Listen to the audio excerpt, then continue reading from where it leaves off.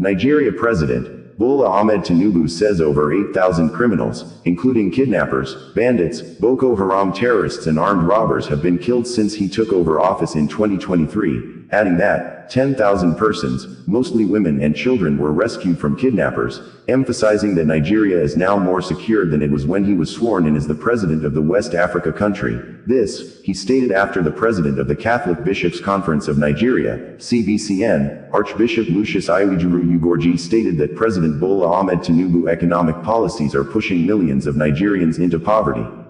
President Bola Ahmed Tinubu made the response to the observations made by the CBCN president on Sunday in Abuja during the opening session of the first plenary meeting of the 2025 Catholic Bishops' Conference, held at the Catholic Secretariat of Nigeria, CSN.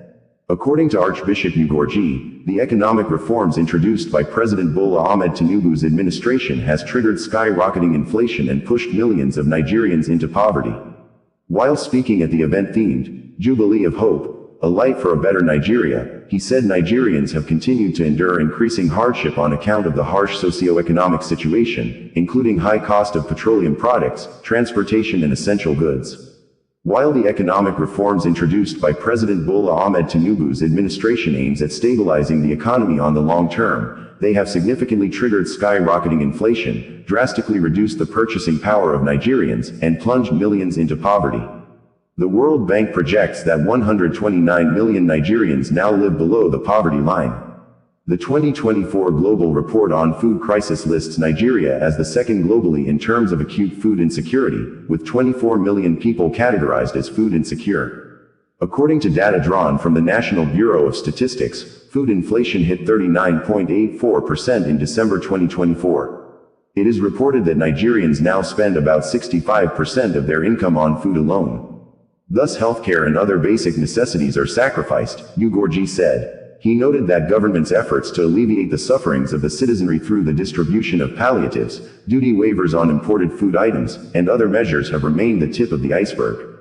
He said while Nigerians continued to suffer and die, the resultant daily stress is having heavy tolls on the mental health of many parents as they overstretch themselves to make ends meet.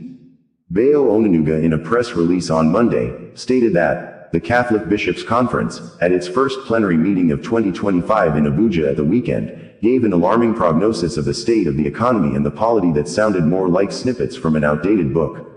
In his opening address, CBCN President Archbishop Lucius Iwejuru listed youth unemployment, insecurity, poverty, corruption, and electoral fraud as some of the ills plaguing the country. He demanded quick action from leaders nationwide to stop the country from drifting. President